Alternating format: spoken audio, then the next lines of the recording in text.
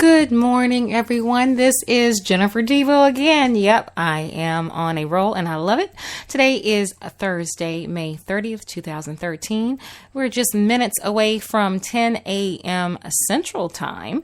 So yeah, I'm doing this journey. I'm continuing on. I told you I was all backed up. So I'm getting this out while I can. The topic I wanted to talk about was living a fearless career. And that just sounds, to some may sound crazy, to some exciting. But what does that really mean? A few years back when I sat down to kind of brand my own career and what I was interested in, I recognize that when you brand anything, you're really teaching people about what you're interested in, your goals, your directions, all of that good stuff, right? That's really what you're doing. You're just more of a constant teacher to help people see what you see, right? That's what happens when you brand it. So I changed my email to be very specific about every time you went to email me and message me. I wanted people to know. I wanted to be even teaching them at that moment what my brand was. And so if you're curious, my email is fearless@jennifertebow.com. So fearless Jennifer Tebow. Those are all the words and the only words I want you to know if you need to contact me. Fearless Jennifer Tebow.com, of course. And that was very specific. I wanted people to understand that I was unafraid to grow and develop and to be innovative and all those things. And it started with every aspect of who I was. Boy, I wish I could get the special phone number Fearless, right? But that was not available. And yes, I did look. But I was really, really, really interested in just making sure people understood this whole fearless thing. And then I thought, well, fearless is a concept that people kind of throw around. They toss it around, but they don't necessarily understand how it gets played out in the real world. So I wanted to just talk about this living this fearless career. To me, that's the best kind of career you could ever have. When people say, what are you interested in? Where's your career going? It's fearless. That's where it's going. Fearlessly moving in a positive direction to create outcomes greater than my mind could imagine today. I don't want to create things of what I could only imagine today, because there are some things I don't even know. There are industries today that didn't exist 50 years ago. So shame on anybody to say that they had figured it all out, because you can't figure it out. But what you can do is place yourself on a path to get to that moment. But to put yourself on that path, you must be fearless. So I'm going to go back to my days in gymnastics. Yes, I like to reflect on those days. It really did shape me as a person. If you didn't know, I decided I wanted to be an Olympic gymnast, not just in gymnastics, but I decided I wanted to be an Olympic gymnast when I was 2 years old. I saw Nadia Comaneci. Yes, now you can do the math and figure out my age. I saw her in the 76 Olympics, and she took my breath away. And still to this day, when I see her, when I see her in that Olympics, when they replay it, it takes my breath away, because there was just some spark that happened when I saw her that said, that's exactly what I want to do. That's the exact path I want to be on. And it was, for me, it was greater than the tumbling she was doing at the time. Because clearly I'm 2, right? So I don't even understand what it takes to get to the Olympic level. But I just knew that everything I saw, it embodied what was inside me. Couldn't even, define it properly at 2 years old. But I told my parents that's what I wanted to do. What was fantastic is I had great parents who were able to put me on a path that started me down something that was just an amazing journey. So the greatest thing about gymnastics, and the reason why you have to be so young, because for female gymnasts, now male gymnasts tend to be a little bit older when they make it to the big show, to the Olympics and all those things. But female gymnasts very young. Well, you wonder, why is that? Is it just because they're a bunch of cruel parents that put their kids in this extreme sport so young? No, that's not really it. The reality is that the skills that you have to do to be at that top, you kind of have to be fearless, right? I mean, you're like thrusting your body up in the air, twisting around. You're on a balance beam that is 4 inches wide, and that's it, doing some amazing, amazing skill, and you're doing it as if it's the ground. Some of the skills you do are hard enough on a flat surface on the ground, much less on 4 inches wide. And there's going to be injuries, there's going to be pain, there's going to be fatigue, there's going to be all of those things. But when you're young, and you don't know better, that's the state of you don't know what you don't know.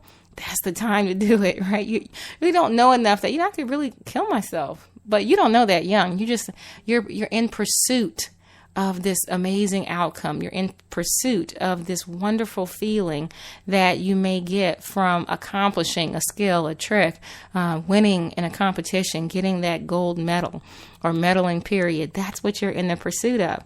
The older you get, if you've not gotten to, past a certain level of skill, then there becomes this moment where you're going to taper off because your brain is now developed enough to tell you that some of the things you're doing are crazy. So you start trying less and less because you recognize some of the dangers and you allow the fear to slow you down from the accomplishments. That's why you see gymnasts very, very young. Those that, push past that moment, they got past it early enough where they allowed their desire to overcome their fear. Now, it doesn't mean that you can't be older. I mean, heck, there was a gymnast in this past Summer Olympics that was in her 30s, but she became very good at managing her fear because she had a goal. And that's what we have to do. So when I say fearless, it doesn't mean that you don't have fear, but it means that you prioritize fear in a certain place. Fear is good, right? Fear is supposed to tell you when there's danger, but fear should not cripple you. It should not stop you. It should not be a higher priority than your personal goals. It shouldn't be. There's a place for it, but keep it in its place. And so I wanted to talk about this fearless career. So you fast forward, and I wound up having an injury when I was 14 and 15 that ultimately forced me to retire at the ripe old age of 15 as a sophomore in high school, and kind of move back into the regular world of being a student, not a student athlete. And so, but I brought all of these fearless things with me, right, as I move forward. So I look at what happened life after my sport that I was dedicating all this fearless energy to. And I turn around and I say, wow, look at the things that I accomplished, things I never would have thought I would have done. I tried out for cheerleader really so I could flip. That was the real thing. It was still in me to do a few little things that I was able to still do despite my injury. And lo and behold, I became an NCAA All-American cheerleader, which was a huge, huge accomplishment. I was the first for my high school. I went on to go to Texas A&M University and really have some successful leadership moments, all because, number one, I was fearless. I was pretty fearless at Texas A&M, probably to the chagrin of a few people, but I was very focused on my goals and objectives and on my own morals and boundaries and all of those good things. So I was fearless. And at the end of the day, I became a better leader when I walked out of Texas A&M at 21 years old. I can never, ever be mad at the fearlessness that I had. Sometimes I didn't even recognize I was being fearless. I just was staying true to who I was and true to where I was interested in going. That's what a lot of people define as fearless. But for me, it was just being very, very passionate and focused about kind of me and my thoughts and what I wanted to see out of my community, the people around me, all of those things. Fast forward and look at my career. I started out in insurance. Great place to start. My father dedicated really his entire adult career after college to Allstate Insurance Company, to the insurance industry in particular. My mother also, after retiring from being a geophysical analyst, my mother also dedicated a portion of her adult life to Allstate Insurance Company, to the insurance industry. Great opportunity just to work with fantastic people. Shout out to Allstate Insurance Company. Just excellent professionals. They got it right on so many levels, not just from a product standpoint to their customers, but internally to their employees. They got it right time and time again, and it's just been amazing. Even life after Allstate, I dedicated the first 4 years of my career to Allstate. It's been amazing to watch Allstate continue to grow and stay true to who they are.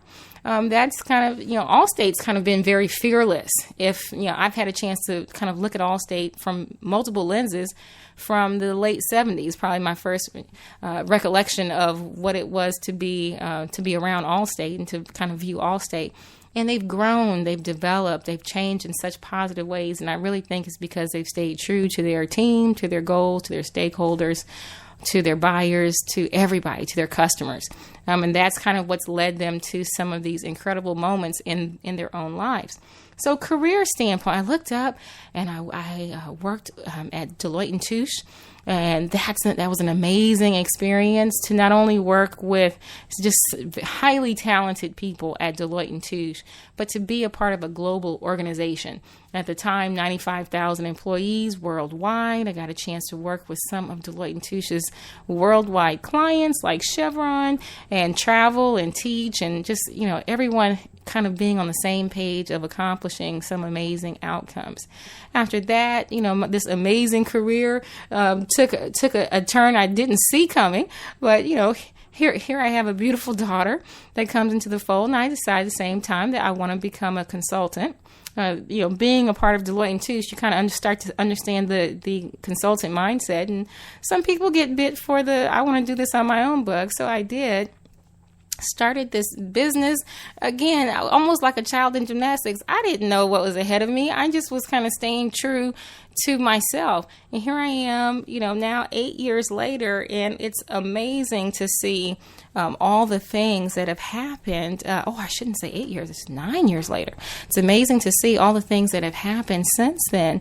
Just me staying true to my talent, true to saying this is what I'm interested in, and sometimes having the blinders to say, oh, okay, I know, I understand, that's a fear or that's a risk, but I'm going to, really stay true to who I am and stay strong with my talent so that I can get past that. And again, put fear and risk in its proper place. See it, identify it, but keep it in its place so you can still continue to make your goals. Then all of a sudden, I guess if you had to call it that on paper, the worst time on earth to go back to school while you're a consultant and trying to really build your consulting business is to do when you're a single parent. And I did all of that. And then wanted a 4.0. I talked about that in a prior broadcast. And then I was interested still in the top of the top. Crazy. But it was this, crazy fearlessness that said, this is what I'm interested in. And this is what I'm going to do. And if there's going to be a few pain points, just like gymnastics, you might fall a little bit. It's okay. But if this is really, really what your interest is, then you've got to continue to press forward. And I did. I pressed forward and got my master's and was so just energized by what that brought. I was interested in continuing on to get my PhD. And the entire purpose for me with the PhD was to really help people in an extraordinary way. And I knew to do that, I needed to become a student a little bit longer, or a lot bit longer, to really be good, definitively good at what I knew and what I could do for people. I could help people before I got the degrees, but now the help that I can provide is just, in my mind, extraordinary, really due to the education from the University of Phoenix with my Master's of Art in Education and with the PhD that's being finished up in the next few short months from Capella University. That's where I then advance this thing and say, wow, but it's all because I was fearless. Yes, were the degrees expensive? Sure they were. Do I wish they were cheaper? Absolutely I do. But what I've gotten in the process, what I've gotten back is that's priceless, right? That's where you could put a price tag on the cost, the tuition cost, and the time cost of the master's. You could put that same dollar amount on the cost of the PhD, but the return is priceless. The return of what I'm going to be able to do pressing forward is priceless. But it is all because I removed that fear from, out of the way, not eliminated it. Fear is good, but I took it out of the path that I'm on to continue myself down a path that I'm very certain about, that I'm very serious about. That's where you look up and you look at your resume and you say, wow, look at this career. I've worked with phenomenal people. But it's not because, I've got some pretty smile. And I don't know if my smile is pretty or not. It has nothing to do with that. It has to do with the idea that I'm always interested in learning and growing. And I'm interested in doing 3 broadcasts on Spreaker.com within 1 hour because I'm always interested in learning and trying new things and connecting with people. That's how you make the progress that you're interested in making. Now, I remember a friend of mine said that another one of their friends wanted to be a doctor. And I said, oh, great. I said, are they, and they were in college at the time. I said, well, what are they majoring in? Pre-med, biology? I said, no, it was a language. It was a foreign language. And by the way, that was the person's, that was their first language. They were majoring in a foreign language that was their original language. I thought, they don't really want to be a doctor. I'm concerned if a person that knows up front, that's what they're telling you, that they know up front they want to be a doctor, but they're majoring in French or Spanish or German. That's nice. Are they trying to be a doctor in a different country? I'm confused, right? So sometimes we are afraid to tell people what we're really interested in, or we just don't know. We just absolutely don't know. But when you put yourself really officially say, this is it. I'm putting myself on a path that I will not allow fear to stop me. Fear can slow you down, and sometimes that's a good thing, but you don't let anything stop you from getting to the next good part of your career. And you don't know where that very well may be. It's not about making it to that particular job, that particular title. It's about being true to, I want to take my talent, my career, the best places it can be at the time. And then you look up and you really will have this amazing career, something that you're proud of, not because of all the companies that you work for, but because of the work that you did to get there and the outcomes that you created for the organization. That's what having a fearless career is about. That's a career you can talk about in an interview, by the way. That's a career that you can be proud of. That's a career that is a great springboard to something else. If you just kind of take the job because they offer it to you, all those things, then your springboard is maybe, right there at ground level. If you work on a fearless career, your springboard is already way up high in the stratosphere. So the next place, the only place you can go is up. That's the best place you can go is up, and you have better and better options and outcomes ahead of you, all because you're true to your career. So this is about living a fearless career. Look at your path today. If you're not on that path to create bigger and better outcomes for yourself, then put yourself on that. And if there are some elements that are in front of you, remove them. Some of it could be that you just don't know enough, so go back to school. It's okay.